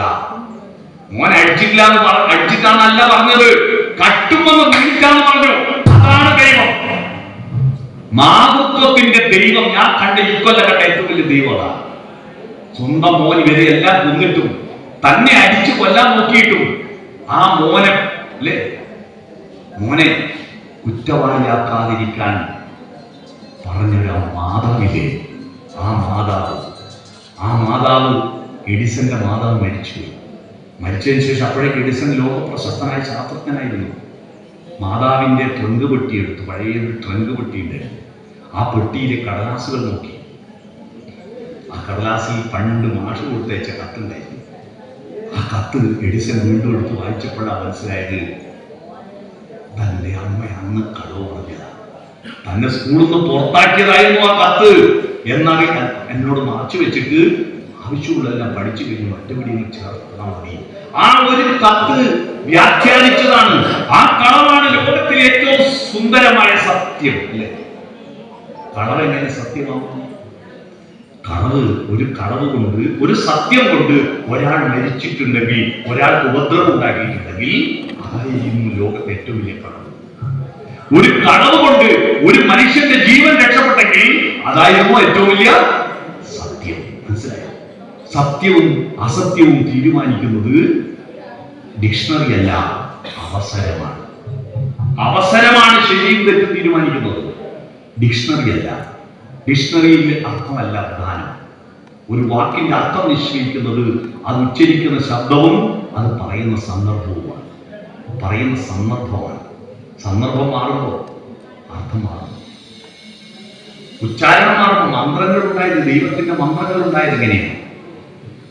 ശബ്ദം ഒരു പ്രധാന, നിങ്ങളുടെ വീട്ടിലെ സംസ്കാരത്തിൽ നിങ്ങളുടെ ശബ്ദം ഒരു പ്രധാന ഘടക. ഇപ്പൊ പോയാൽ ഉച്ചക്കത്തെ കോയമ്പത്തൂർ യൂണിവേഴ്സിറ്റി കിട്ടുക, അന്നേരം പിടിയെന്നാൾ പറഞ്ഞ് കിട്ടും, അന്നേരം ഓട്ടോറിക്ഷക്കാരൻ പറഞ്ഞു കിട്ടും. രണ്ടാളും കിട്ടുന്ന പറഞ്ഞു, പക്ഷെ ഓട്ടോറിക്ഷക്കാരൻ ഉദ്ദേശിച്ചത് കിട്ടില്ല. എങ്ങനെയാ അർത്ഥം മാറിയത്? ശബ്ദം മാറിയപ്പോഴാണ്. ശബ്ദത്തിന്റെ കരുത്ത് കൊണ്ടാണ് ഞാനിവിടെ ഇപ്പൊ വന്ന് പ്രസംഗിക്കുന്നത്. എനിക്കൊരു സുഹൃത്തിനെ, ഒരു ആരാധ്യനെ സമ്മാനിച്ചത് ഒരു ശബ്ദം കൊണ്ടാണ്. ഞാൻ തലശ്ശേരി ബ്രണ്ണൻ കോളേജിൽ പഠിക്കുമ്പോൾ അതുവഴി ബസ്സിലിങ്ങനെ പോകുമ്പോൾ തലശ്ശേരി ടൗൺ ഹാളിൽ നിന്നൊരു അനൗൺസ്മെന്റ്, തലശ്ശേരി മുദ്രയുടെ ആഭിമുഖ്യത്തിൽ നടക്കുന്ന ക്ലിന്റ് ചിത്ര പ്രദർശനം കാണാനെത്തിയ മുഴുവൻ ആളുകളെയും ഞങ്ങൾ സ്വാഗതം ചെയ്യുന്നു. രാമചന്ദ്രൻ വാർത്ത വായിക്കുന്നത്, രാമചന്ദ്രൻ ആകാശവാണിയിൽ വാർത്ത വായിക്കുന്ന രാമചന്ദ്രന്റെ ശബ്ദത്തിൽ ഒരു അനൗൺസ്മെന്റ്. ഞാനപ്പോൾ അവിടെ ഇറങ്ങിയിട്ട് ആരാണ് ആ അനൗൺസ്മെന്റ് നടത്തുന്ന വ്യക്തിയെന്ന് അന്വേഷിച്ചു പോയി. അങ്ങനെയാണ് യതീന്ദ്ര മാഷിനെ പരിചയപ്പെട്ടത്. ആ ശബ്ദം കൊണ്ടാണ് ഞാൻ യതീന്ദ്ര മാഷ് തമ്മിൽ ബന്ധമുണ്ടാക്കിയത്. ശബ്ദം ഒരു പ്രധാന ഘടകം. ആ യതീന്ദ്ര മാഷ് വിളിച്ചിട്ടാണ് ഞാനിപ്പോൾ ഇവിടെ വന്നത്. മനസ്സിലായോ? ശബ്ദം ഒരു പ്രധാന ഘടകമാണ്. അപ്പോ നാദം മാറുമ്പോ, അല്ലെ, സന്ദർഭം മാറുമ്പോൾ അർത്ഥം മാറും. ഒരു കളവും സത്യവും തീരുമാനിക്കുന്നത് സന്ദർഭങ്ങളാണ്. ആ സന്ദർഭത്തിൽ ഒരു കളവ് പറഞ്ഞതാണ് നമുക്കിന്ന് ബൾബ് സമ്മാനിച്ച ശാസ്ത്രത്തിന് സൃഷ്ടിച്ചത്. അതാണ് അമ്മ ദൈവമാകുന്നത്. ദാർശനികത ആന്തരിക വെളിച്ചമാണ്. ഉള്ളിലേക്ക് നോക്കണം. പക്ഷിമൃഗാദികൾക്ക് ഉള്ളിലേക്ക് നോക്കാൻ അറിയില്ല. ഒരാനക്കും അറിയില്ല തന്റെ പേര് ആനയാണെന്ന് അറിയോ? നായ്ക്കറിയോ? നായിന്റെ പേര് നായാണ്. നമ്മൾ നായ് വാന്ന് പറയുമ്പോൾ നായ് ഓടി വരുന്നത് ഭക്ഷണം കൊടുക്കും. നായ് വാന്ന് വിളിച്ചാൽ അപ്പൊ അതിന്റെ ധാരണ ഈ ഭക്ഷണത്തിന്റെ പേര് നായ് വാന്നാണ്. അത് വിളിച്ചിട്ടാണ് വരുന്നത്. അല്ലാതെ പട്ടി ഇങ്ങോട്ട് വരുമോ എന്ന് പറഞ്ഞൊന്നും അതിനറിയില്ല. ഈ ഭൂമിക്ക് ഭൂമിയെന്നും സൂര്യന് സൂര്യനെന്നും ആകാശത്തിന് ആകാശമെന്നും അമ്പലത്തിന് അമ്പലമെന്നും പേര് കൊടുത്തതാരാ? മനുഷ്യ. നമുക്കറിയാം നമ്മൾ ആരാണ്, നമ്മളുടെ ചരിത്രം അറിയാം, നമ്മൾ എങ്ങോട്ടാ പോകുന്നറിയാം. തത്വമസി എന്ന് പറയുന്ന ഉദാരകാരികളുടെ മറുപടി ഉണ്ടായത് ശ്വേതകേതുവിന്റെ ചോദ്യമില്ലായിരുന്നു. പിതാവേ, ശ്വേതകേതുവിന്റെ പിതാവാണ് ഉദാരകാരൻ. പിതാവേ, ഞാൻ എവിടുന്നാ പോകുന്നത്? ഞാൻ എങ്ങോട്ടാ പോകുന്നത്? ഞാൻ ആരാണ്? ഈ 3 ചോദ്യത്തിന് ഉത്തരം അറിയുന്ന ഒരേ ഒരു മനുഷ്യനാണ്. അറിയോ? നിങ്ങൾ ആരാണെന്ന് നിങ്ങൾക്കറിയാം? എന്ത്? നിങ്ങളുടെ പേര് നിങ്ങളുടെ അച്ഛൻ്റെ അമ്മേൻ്റെ പേരല്ല. നിങ്ങൾക്ക് മറ്റാർക്കും അറിയാത്ത ഒരാളില്ല നിങ്ങളുടെ ഉള്ളിൽ. നിങ്ങൾക്ക് മാത്രം അറിയുന്ന ഒരാളില്ല. അതാ നിങ്ങൾ യഥാർത്ഥ നിങ്ങൾ. പുറത്ത് കാണുന്ന മറ്റേ സെലികുമാർ എന്ന് പറഞ്ഞ തമാശ പറഞ്ഞ പോലെയല്ല. യഥാർത്ഥത്തിൽ ഈ ശരിയായ ഞാനല്ല, ഒരു ഏതോ ഞാനായിരുന്നു. ഇപ്പൊ ഞാൻ ഇങ്ങനെ ആയിപ്പോയി എന്ന് പറഞ്ഞില്ലേ? അതല്ല ഉദ്ദേശിക്കുന്നത്. നമ്മുടെ പുറം ലോകം കാണുന്ന ഞാനല്ല യഥാർത്ഥ ഞാൻ. ഒരുപാട് ദൗർബല്യങ്ങളും ഒരുപാട് ബലങ്ങളുള്ള ഒരാളുണ്ട് നമ്മളല്ലേ. നമ്മളെ സ്വയം വിലയിരുത്താൻ വേണ്ടിയിട്ട് ഒരു അനാലിസിസ് ഉണ്ട്, SWOT എന്നതിന് പറയാം. നമുക്ക് ചില എസ് ഉണ്ട്, സ്ട്രെങ്ത് ഉണ്ട്, ചില വീക്ക്നെസ് ഉണ്ട്, W ഉണ്ട്, ചില ഓപ്പർച്യൂണിറ്റി ഉണ്ട്, നമുക്ക് മാത്രം കിട്ടുന്ന അവസരങ്ങളുണ്ട്, നമുക്ക് മാത്രം കിട്ടുന്ന വെല്ലുവിളികളുണ്ട്. ഇത് നമ്മൾ ഒരാൾ പരിശോധിക്കണം. SWOT. എന്നെ പറ്റി എനിക്കറിയാം. അറിയണമെങ്കിൽ എന്റെ പാരമ്പര്യം അറിയണം, ഞാൻ വന്ന വഴികൾ അറിയണം. ഞാനിപ്പോ ഉപയോഗിക്കുന്ന ഭാഷ എന്റെ സ്വന്തമാണ്, അല്ല എന്റെ അച്ഛൻ കണ്ടുപിടിച്ചതല്ല, എന്റെ അപ്പൂപ്പൻ കണ്ടുപിടിച്ചതല്ല, എഴുത്തച്ഛൻ കണ്ടുപിടിച്ചൊന്നുമല്ല. 9-ാം നൂറ്റാണ്ടിലെ മാമ്പഴ വിഹിതം മുതൽ എത്ര കവികളും സാഹിത്യകാരന്മാരും പണ്ഡിതന്മാരും കൂലികത്തുമ്പിലൂടെ, നാരായത്തുമ്പിലൂടെ, പേനത്തുമ്പിലൂടെ, നാടൻ തുമ്പിലൂടെ. ഇന്നലെ പി കെ ഗോപി അയച്ചു തന്ന അദ്ദേഹം ഏറ്റവും പുതിയ കവിത എഴുതിയ ഉടൻ തന്നെ എനിക്ക് അയച്ചു തരും. പി കെ ഗോപിനെ അറിയാം. മാംഗല്യപ്പൂവിലിരിക്കും മാണിക്യത്തുമ്പി വിളിച്ചു പോരൂ നീ വസന്തകന്യ, ചീരപ്പൂവുകൾ ഉമ്മ കൊടുക്കുന്ന നീലക്കുരുവികളെ ഈ പാട്ടിൽ എഴുതിയ കവിയാണ് പി കെ ഗോപി. അയാൾ പുതിയ കവിത എഴുതിയ അന്ന് തന്നെ എനിക്ക് അയച്ചു തരും. എന്നിട്ട് എൻ്റെ ഒരു കമന്റ് മറുപടി കൊടുക്കണം. ഇന്നലെ 2 കവിത എനിക്ക് അയച്ചു തന്നു. ഞാനതിനകത്ത് നന്നായിട്ട് വിലയിരുത്തിയിട്ട് അങ്ങോട്ട് മറുപടി കൊടുത്തു. ആ കവിത വരെ വായിച്ചിട്ട് കിട്ടിയതാണ് എന്റെ ഭാഷ. കടന്നു ഇതൊന്നും എന്റെ സ്വന്തമല്ല. ഇതം ന മമ. ഭാരത തത്വശാസ്ത്രത്തിന്റെ മറ്റൊരു പ്രധാനപ്പെട്ട വാക്കാണ് ഇതം ന മമ. ഇതൊന്നും എന്റേതല്ല. തലമുറയായിട്ട് കൈവന്നതാണ് നമുക്ക്. സംസ്കാരം എന്ന് പറയുന്നത് ഇവിടെ നിന്നോ വന്നു. ഞാൻ നമുക്ക് എങ്ങോട്ടാണ് പോകേണ്ടതെന്ന് തിരിച്ചറിവ്. ഒരു ആനയിൽ നിന്ന് പശുവിനെ തുറന്നു വിട്ടാൽ ഇന്ന് മമതാജിന്റെ പറമ്പ് പോയിട്ട് പുല്ലുകഴിയാന്ന് വിചാരിച്ചിട്ട് ഒരു പശു പോകാറില്ല. പുല്ല് കഴിച്ച് അന്ന് നടക്കും. മുന്നിൽ നടന്നിട്ടിന്റെ ഗോകുതന്റെ പിമ്പേ കഴിക്കുമ്പോൾ പോക്കണല്ല. എന്നാ നമുക്ക് എങ്ങോട്ടാ പോകുന്നത് രാവിലെ ചോദിച്ചപ്പോ എന്ന് പറഞ്ഞോ? ഇല്ല, നിങ്ങൾ കൃത്യമായി പറഞ്ഞുണ്ട്. എന്താ പറഞ്ഞ? പാനന്ദ മഹാദേവ ക്ഷേത്രത്തിലാ പോകുന്നത് പറഞ്ഞിട്ടല്ലേ നമുക്ക്. അല്ലാതെ അറിയാതെ ഇവിടെ എത്തിപ്പോയതല്ലല്ലോ. ലക്ഷ്യബോധമുണ്ട്. വന്ന വഴി അറിയാം, കൃത്യമായി പോകേണ്ടത് അറിയാം, നിങ്ങളെ അറിയാം. ഈ ചോദ്യത്തിന് ഉത്തരമായിട്ട് പറഞ്ഞ തത്വമസി, അത് നീയാകുന്നു ഉദ്ദാലകാരൻ പറഞ്ഞ ശ്വേതഗിരിയിലുണ്ട്. ഇതാ ദർശനം. ഇപ്പൊ മനസ്സിലായി എന്താ ദർശനം? ആന്തരികമായ വെളിച്ചം. ഇതാണ് അസ്ഥിവാരം. ഈ അസ്ഥിവാരത്തിന്റെ അടിത്തറയിലാണ് നമ്മുടെ ദൈവവിശ്വാസം വളർന്നു വരുന്നത്. അതുകൊണ്ട് രാമായണമല്ല ആദ്യം എഴുതിയത്, മഹാഭാരതമല്ല എഴുതിയത്, ദേവി മഹാത്മ്യമല്ല, ഭാഗവതമല്ല ആദ്യം എഴുതിയത്. ആദ്യം എഴുതിയത് ഉപനിഷത്തുകളാ, വേദങ്ങളാണ്. അതിലൊന്നും തന്നെ ദേവിയും ദേവനൊന്നും അല്ല. അതിലെ പ്രകൃതിശക്തികളാണ് ദൈവങ്ങൾ. പ്രകൃതിശക്തികളാണ്, പഞ്ചഭൂതങ്ങളാണ്. ആദ്യമുണ്ടായ പ്രകൃതി എന്ന വാക്കിന്റെ അർത്ഥം എന്താ? പ്ര എന്ന് പറഞ്ഞാൽ ആദ്യം എന്നാണ്. പ്രൈമറി എന്ന് ഇംഗ്ലീഷിൽ പറയും. ആദ്യം. കൃതി എന്ന് പറഞ്ഞാൽ ഉണ്ടാക്കിയത്. ആദ്യം ഉണ്ടാക്കിയതിന് പ്രകൃതി എന്ന് പറയും. മനസ്സിലായി? ആദ്യം ഉണ്ടാക്കിയതിനാണ് പ്രകൃതി. ആദ്യം ഉണ്ടായത് പ്രകൃതിയാണ്. ആ പ്രകൃതി 5 ഭാവങ്ങളിലാണ്. 5 ഭാവം? 1 പദാർത്ഥം മണ്ണ്, 2 വെള്ളം, 3 അഗ്നി, 4 വായു, 5 ആകാശം. മനസ്സിലായി? ആകാശം എന്ന് പറഞ്ഞാൽ സാധനം സ്പേസ്. ആകാശം എന്ന് പറഞ്ഞാൽ സ്പേസ്, സ്ഥലം വേണ്ടേ? ഇതൊക്കെ നിൽക്കണമെങ്കിൽ സ്ഥലം വേണം. ഈ 5 കാര്യങ്ങളാണ്. 5-ന് പഞ്ചമെന്നല്ലേ സംസ്കൃതത്തിൽ പറയാം. ആദ്യത്തിന് പ്രാന്ന് പറയും. ആദ്യം ഉണ്ടായ 5 എന്ത് പറയും? പ്രപഞ്ചം. ഈ പ്രപഞ്ചം എന്ന് നമുക്ക് മനസ്സിലായി. പഞ്ചഭൂതാത്മകമായ ഈ പ്രപഞ്ചം ആ പ്രപഞ്ച ശക്തികളാണ് ദൈവം. അതാണ് രാമൻ ആദ്യം പ്രാർത്ഥിച്ചത്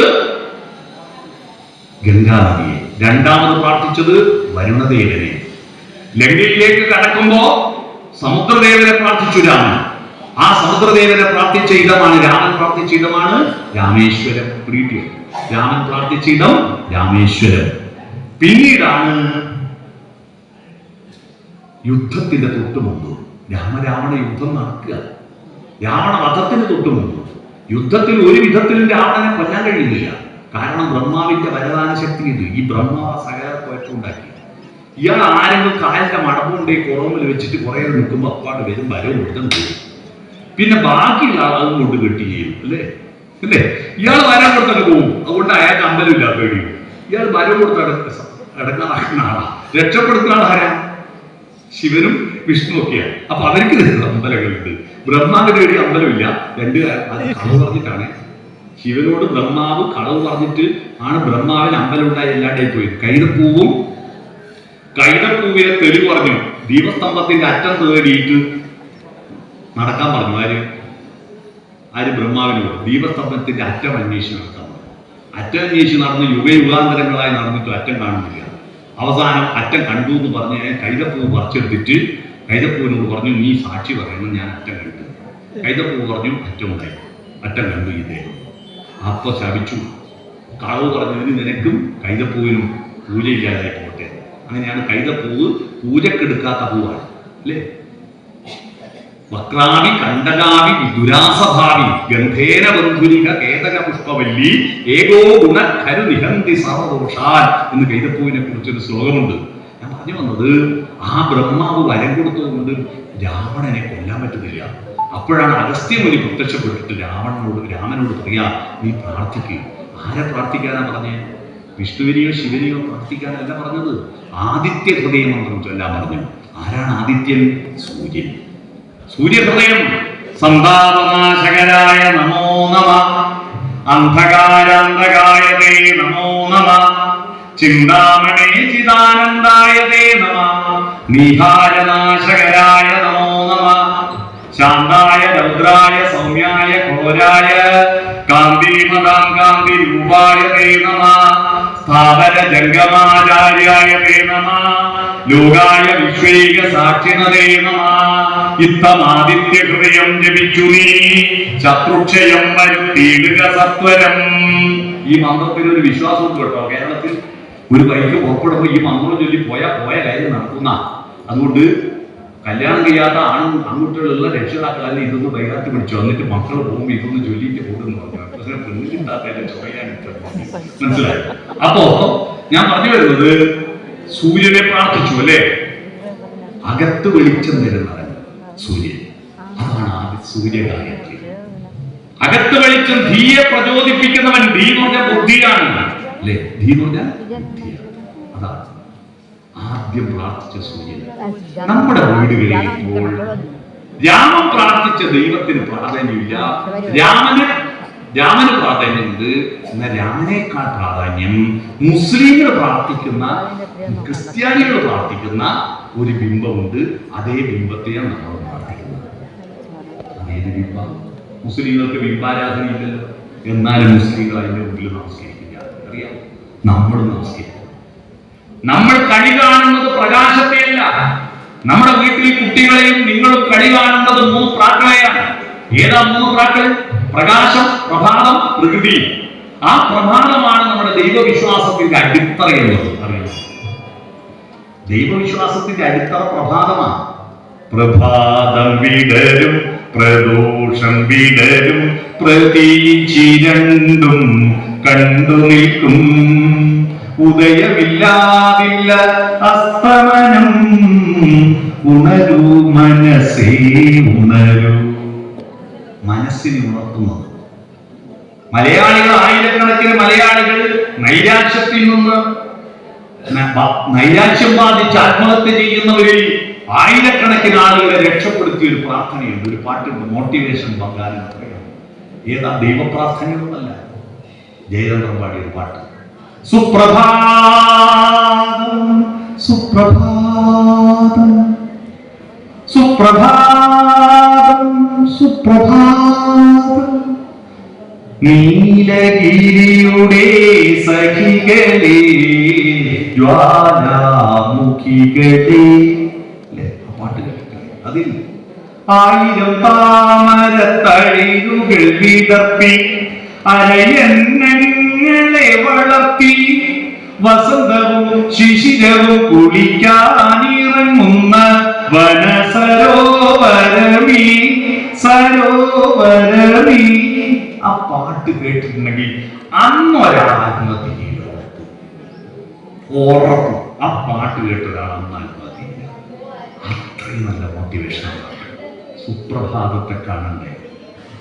നിങ്ങൾ രാവിലെ കണി കണ്ട് ഇന്നും നിങ്ങൾ കണി കണ്ടെന്ന് ഞാൻ പറയട്ടെ. എല്ലാ മതക്കാരും കണി കാണുന്ന ആ ബിംബത്തെ കണി കണ്ടത്. പൂജാമുറിയിലല്ല അത് പ്രതിഷ്ഠിച്ചിരിക്കുന്നത്, വീടിന്റെ മൂലത്തെ പ്രതിഷ്ഠിച്ചിട്ടുണ്ട്. European closet. അതിന്റെ മുന്നിൽ നമസ്കരിച്ചിട്ട് മാത്രമേ പുറത്തേക്ക് ആദ്യം ഇതാ കാണുന്നു. പിന്നെ എഴുതുന്ന മനസ്സ് വൃത്തിയായി. രാവിലെ കാണുന്ന first impression is the best impression. കണി കാണുന്നതിന്റെ ഇതല്ലേ ആദ്യം കാണുന്നത്. മനസ്സിലായില്ലേ? സത്യമല്ലേ? ആരും സമ്മതിച്ചില്ല. അതുകൊണ്ട് ദയവ് ചെയ്തിട്ട് നിങ്ങളുടെ ആന്തരിക പ്രകാശത്തെ വളർത്തൂ. ഭക്തൻ എന്ന വാക്കിന്റെ അർത്ഥം പൂജ ചെയ്തവൻ, നേർച്ച കൊടുത്തവൻ, വഴിപാട് കഴിപ്പിച്ചവൻ, പ്രദക്ഷിണം വെച്ചവൻ എന്നൊന്നുമല്ല. ഭാ എന്ന് പറഞ്ഞാൽ ശോഭാമാനത്വം, പ്രകാശം ഉള്ളിലേന്തിയവരെയാണ് ഭക്തൻ എന്ന് പറയുക. മനസ്സിലായോ? ഈ ദാർശനികതയുടെ ചിന്തയുടെ പ്രകാശത്തെ ഉള്ളിലേന്തണം. നിങ്ങൾ ആദ്യം അതാണ് വേണ്ടത്, ദാർശനികത വേണം. ആ ദാർശനികത മനുഷ്യനുണ്ടായത് സത്യാന്വേഷണത്തിൽ നിന്നാണ്. ഈ പ്രപഞ്ചത്തിൽ ആത്യന്തികമായ ഒരു സത്യമുണ്ട്. ഒരു പക്ഷിമൃഗാദികളും സത്യം അന്വേഷിക്കാറില്ല. അമ്പലപ്പറമ്പിൽ മേഞ്ഞുകൊണ്ടിരിക്കുന്ന ഒരു കാള അങ്ങനെ ഒരു മുദ്രാവാക്യം വിളിച്ച് ജാഥ കടന്നു പോകുമ്പോ ഒന്ന് തലമൊതിച്ചു നോക്കും, എന്താ അത്? പിന്നെ എനിക്ക് ഭക്ഷണമൊന്നും കൊണ്ടുവരുന്നൊന്നുമല്ല. പിന്നെ വീണ്ടും മേയും, പിന്നെ മൈൻഡിയില്ല. മൈൻഡിയോ ഇല്ല. എന്നാൽ നിങ്ങൾ പട്ടണത്തിൽ പോയാൽ കുറെ ആള് വട്ടത്തിൽ ഇങ്ങനെ നിൽക്കുന്നു, നടുക്കൊരു 2-3 ഗ്ലാസ് വെച്ചിരിക്കും. അതിൽ ഒരു ഗ്ലാസ്സിൽ വെറും പച്ചവെള്ളം, 2 ഗ്ലാസ്സിൽ പച്ച നിറത്തിലുള്ള വെള്ളവും 1 ഗ്ലാസ്സിൽ ചുവന്ന നിറത്തിലുള്ള വെള്ളം. എന്നിട്ട് 20 ഉറുപ്പ്യന്റെ ഒരു നോട്ട് ഈ 3 ഗ്ലാസ്സിൽ ഇട്ട് വെച്ചിട്ടുണ്ട്. ഒരാൾ 3 ഗ്ലാസ്സിൽ ഇട്ട് വെച്ചിട്ടുണ്ട്. എന്നിട്ട് കൈയടിക്കും, നോക്കൂ. അപ്പൊ എന്തോ മേജിക്കാന്ന് വിചാരിച്ചിട്ട് നിങ്ങൾ എന്തോ ആട്ട് എന്ന് പറഞ്ഞു കാള പോലെ വരുമോ? അതിന്റെ ഇടയിലൂടെ തലയിട്ട് എന്നാതെന്ന് അറിയണം അല്ലേ? അതാണ് മനുഷ്യന്റെ ആകാംക്ഷ.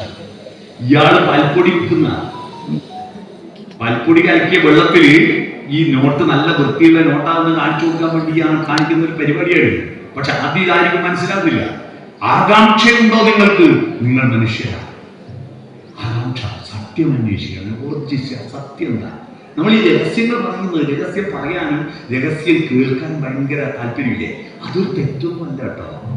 രഹസ്യം പറയാനും രഹസ്യം കേൾക്കാനും നമ്മുടെ ഉള്ളിൽ താല്പര്യം ഉണ്ടാവും. അതൊരു തെറ്റല്ല. എന്താണെന്നറിയോ? എൻ്റെ ഉള്ളിൽ ഒരു സത്യം നിങ്ങളെ ബോധ്യപ്പെടുത്തണം എൻ്റെ ഒരു താല്പര്യമാണ്. ഞാൻ അറിയാത്ത എന്തൊക്കെ സത്യം ഉണ്ടെന്ന് അറിയാനുള്ള താല്പര്യമാണ്. അത് പറയാൻ ചാൻസ് കിട്ടിയിട്ട് മനുഷ്യന് അസ്വസ്ഥതയാണ്. രസതന്ത്രം എന്ന് പറയുന്ന മോഹൻലാലിന്റെ ഒരു സിനിമയുണ്ട്. ആ സിനിമയിലില്ലേ മോഹൻലാലിന്റെ വീട്ടിൽ പണിയെടുക്കുന്ന ഒരു പയ്യനുണ്ട്. ആ പയ്യൻ സത്യത്തിൽ ആണല്ല പെണ്ണാന്നുള്ള സത്യം ഇന്നസെന്റ് അറിഞ്ഞു.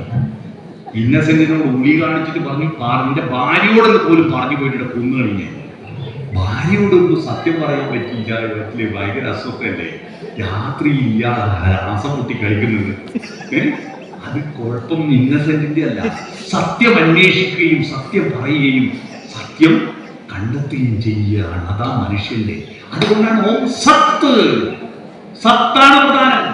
അസത്തിൽ നിന്ന് സത്തിലേക്കുള്ള യാത്ര. അസതോമാ സത്യമേ. ഈ ശരീരമല്ല അസത്താണ്. ആ അസത്തിന്റെ ഉള്ളിൽ ഒരു സത്ത് ഉള്ളതുകൊണ്ടല്ല. നിങ്ങളെല്ലാം കുളിച്ചൊരുങ്ങി പുറപ്പെട്ടു പാനോട് അമ്പലത്തിൽ പോകാൻ വേണ്ടി. എന്നിട്ട് വല്യമ്മ ഇങ്ങനെ അടവത്തിരിക്കുക, അമ്പളി കാണിച്ചു. അന്നേരം വല്യമ്മനെ വിളിച്ച് മിണ്ടുന്നില്ല. നോക്കുമ്പോ ആള് പോയി. ഏതായാലും വല്യമ്മ പുറപ്പെട്ടല്ലോ, ഒരു അവസാനത്തെ ആഗ്രഹമല്ലേ, ഒരാളെ കൊണ്ട് ഇരുത്താം, ഇങ്ങോട്ട് കയറ്റുമോ? ഈ ഉള്ളിൽ സത്യമുള്ളതുകൊണ്ടല്ലേ ഇവിടെ ഇരിക്കുന്നത്. ഈ സത്തങ്ങ് പോയാൽ ഇത് വെറും അസത്തല്ലേ? ഇവിടെ ഇരിക്കുന്ന ഇപ്പൊ ഒരു 500 ആളിവിടെ ഇരിക്കുന്നു. 500 അല്ല, 1000 ആൾ. ഈ 1000 ആളും കൂടെ വരുമ്പോ കുളിച്ചല്ലോ, മുടി ചീകിയല്ലോ, കണ്ണാടി നോക്കിയല്ലോ, പൊട്ട് തൊട്ടല്ലോ, പൗഡർ ഇട്ടല്ലോ. ഈ തല 100 കൊല്ലം കഴിഞ്ഞേടിയുണ്ടാവും.